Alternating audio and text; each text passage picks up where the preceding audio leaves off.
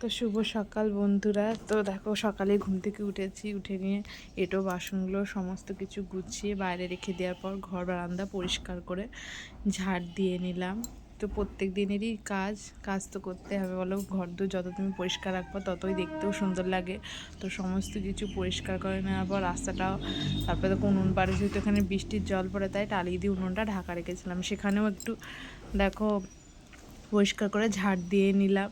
তো এবার ঘরটা মুছে নিলাম, যেহেতু তোমাদের দাদাভাই একটু পরে ওঠে, আমি সকাল করে উঠি, দিয়ে সমস্ত কিছু মুছে নেওয়ার পর দেখো আমাদের বাড়ির সামনে যে রাস্তাটা ওখানে খুব ধুলো হয়, তাই সেখানেও আমি একটু ঝাড় দিয়ে পরিষ্কার করে নিলাম। তারপর মাটি ভিজিয়ে চলে গেলাম দোকানে।